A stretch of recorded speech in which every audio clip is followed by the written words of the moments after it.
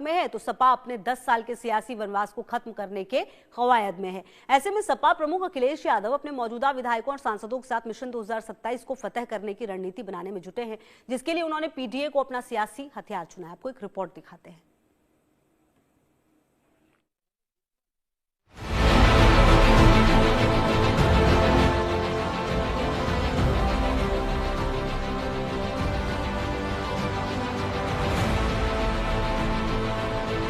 उत्तर प्रदेश में अगले साल चुनाव हो, लेकिन चुनावी शंखनाद हो चुका है।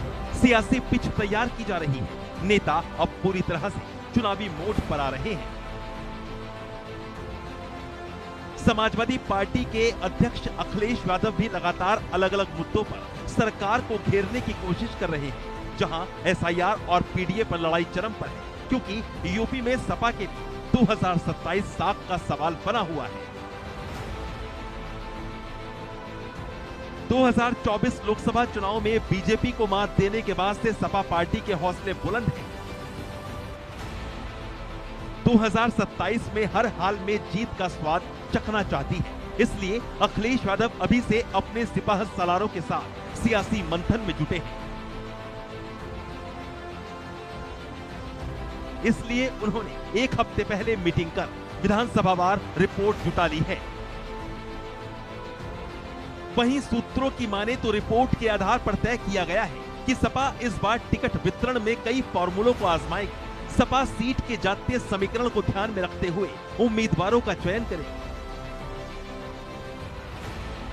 इसके अलावा जिसका अपनी सीट पर जातीय समीकरण पर सबसे ज्यादा पकड़ होगी, उसे ही इस पर चुनाव लड़ने का मौका मिलेगा। यही वजह है कि दावेदारों को इस बार सपा का टिकट पाने के लिए लोहे के चने चबाने होंगे। सपा मुखिया अखिलेश यादव पीडीए के नारे के सहारे अपनी चुनावी नैया पार लगाने में जुटे हैं। एक बार फिर अखिलेश यादव ने पीडीए को हथियार बनाकर मौजूदा सरकार पर हमला किया है।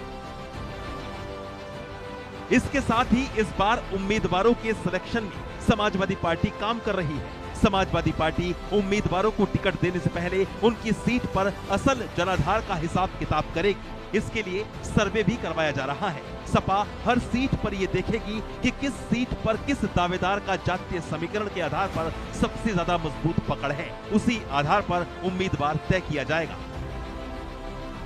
सपा टिकट के दावेदारों की जमीनी पकड़, क्षेत्र में सक्रियता, संगठन से जुड़ाव और जातीय समीकरण की पकड़ को परखने के बाद फैसला देगी, जिससे साफ है कि सभी मानकों पर खरा उतरने वाले दावेदार को ही टिकट मिले। सपा मुखिया अखिलेश यादव लगातार पार्टी कार्यकर्ताओं से मुलाकात कर रहे हैं और उनके फीडबैक ले रहे हैं। इस तरह समाजवादी पार्टी आने वाले विधानसभा चुनाव के लिए डेटा सर्वे और जमीन